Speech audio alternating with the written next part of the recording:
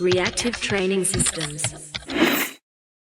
So I'm hoping to do a series on different training tools and different training techniques and approach it from a tools standpoint so that you can better understand what the strengths and weaknesses of each tool are so you can use them more appropriately and just better in general.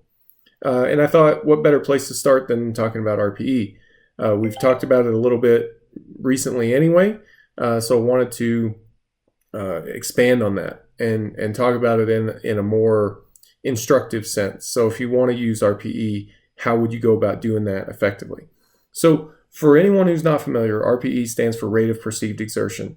And it's basically a rating of difficulty for that set. How difficult was that set? And it's in relation to a maximum effort. As hard as you can go, RPE 10, grind them out, that's a max effort 10 lift. And the scale works backwards from there. So the common usage that I've used for the last many years has been an RPE 9 means that you've got about 1 rep in the tank. An RPE 8 means you've got about 2 reps in the tank. And after that, it gets a bit more qualitative.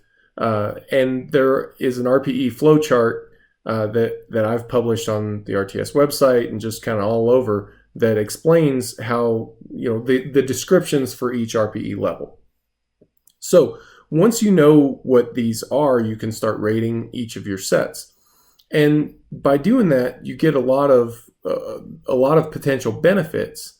I would say some potential benefits are that it improves communication between coaches and athletes, or athletes and training partners, or just whoever's involved. If you come off the platform and you tell me that was hard or that was easy, that's not a very clear description for me. And if I'm your handler in a competition and you say that was hard, that doesn't tell me much about how much gas you think you have left in the tank. Whereas if you come off the platform and you say that was about a 9 or that was a 9.5, that's a much more clear description for me, and I can use that to make better decisions, which is really what this is all about anyway. RPE also allows you to auto-regulate the weight on the bar, which is probably the main feature of it as a tool, at least in a training environment.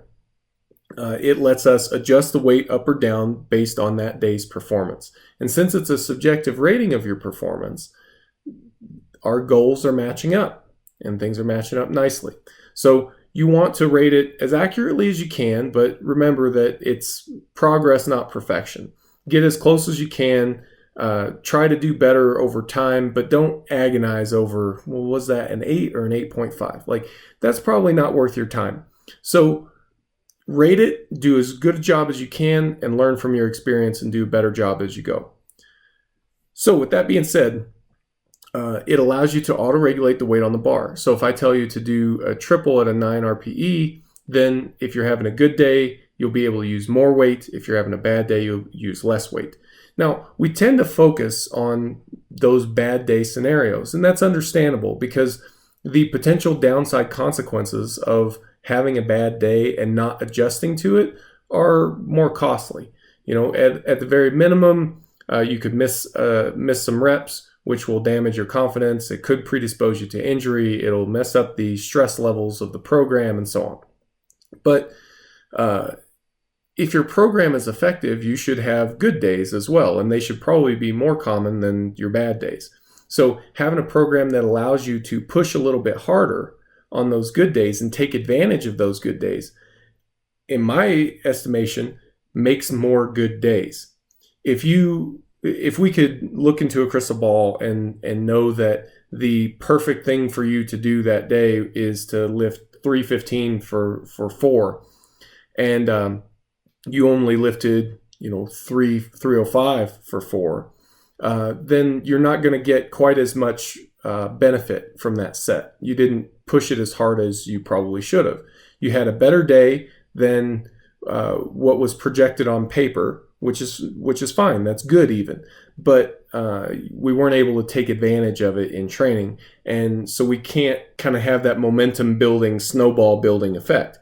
So having an RPE in place allows you that flexibility in both directions. It also allows us to estimate 1RMs, which I know some people love and some people hate, but just the fact that you can estimate a 1RM with a reasonable degree of accuracy, even if you're not using it for something as specific as attempt selection, it allows you to gauge progress. It allows you to see in the middle of a training cycle, am I making progress? Last week I did sets of 5. This week I did triples. Am I getting stronger? Well, by kind of distilling everything to an estimated 1RM, that allows you to see if you're making progress or not on a fairly frequent basis. And if you're not, then you can make changes to the program a lot more rapidly. And if you are, you can better figure out what it is that you're responding well to. You can also do stress calculations. Stress from training comes primarily from the volume of work that you're doing and something like psychological arousal. Okay, and we can use RPE as a proxy for psychological arousal. In general, across a long enough span of time, you're going to get more psyched up for harder sets, even if you don't mean to. If you're approaching a set that you know is going to be hard, then you're just naturally going to get a little bit higher level of arousal for that. If you're doing a set that you know is going to be easy, even if you mean to get psyched up for it, in the back of your mind, you know that you're faking it, and it's just not the same. Okay, so we can use RPE as kind of a proxy for that psychological arousal, and we can actually distill that down into a stress index calculation. And this all happens on the RTS training log apps, which, by the way, are free for anybody to use.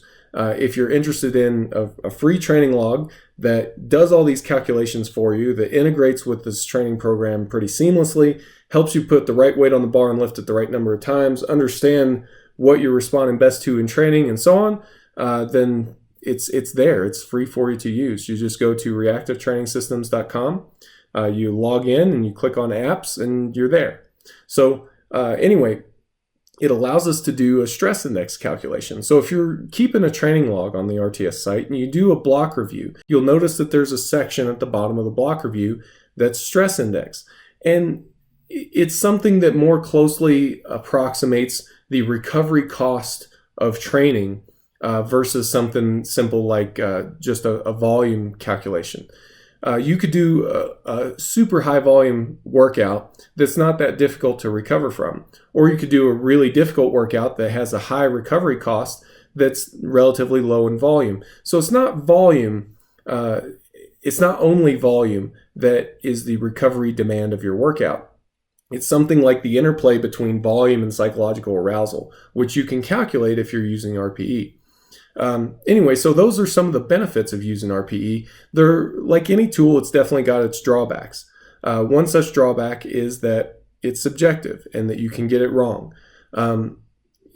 This is true, and there's a certain personality type that I think RPE works best with. I've always called it control aggressive. I want you to be in control of what it is that you're doing. I want you to be able to look at the set that you just did and critically evaluate it. And if you didn't do that well, I want you to be able to say, I didn't do that well. But at the same time, you have to be aggressive enough that, if you're left up to your own devices, if it's purely up to you, then you add a little bit more weight to the bar. Okay, so I want you to have that forward lean to want to put more weight on the bar, but balance that out with enough control that says, hey, if I'm not performing up to par, then I need to back it off, or I need to make some adjustments to the load. So that's really important as well. In our personality research, we found that people who are super high in conscientiousness and super low in openness tend not to prefer RPE-based training. They prefer something that's more fixed. And that makes sense as well. They prefer routine and they like things to be orderly. So that's fine too. So there's a bit of a personality component, but that personality component does seem to come out more at the extremes than at around the averages. So you'll just kind of have to ask yourself what you think about that. You should evaluate this tool in terms of what it can offer you and what it costs you in terms of your training. Another drawback to using RPE is that it's fairly difficult to use at low RPE estimations. So RPE 10 is pretty obvious. RPE 9 is also pretty clear. 8 is a little bit less clear, but you're in the range. Once you get down into 7s and 6s and 5s, it gets harder and harder and harder to rate those sets accurately. And the difference between a 5 and a 5.5 or a 5 and a 6 even is harder to tell the difference, especially for someone who may not be highly experienced with a certain movement. So in those cases where we're talking about low RPE sets, most of the time it's not worth the additional heartache to agonize over the difference between an RPE 5 and an RPE 6. At that point, I often just prescribe a percentage and let's just move on. Because the consequences of being wrong about the lifter's capability on that day is a lot less, at low RPEs. If you prescribed an RPE 6 and they're having a bad day and it's an RPE 7, what do you really lose there? Not a whole lot. The workout is a little bit more stressful and the performance is degraded a little bit. But you're not predisposing anyone to injury most likely or anything like that. So at that point, a percentage, like the potential downsides of using a percentage are relatively small.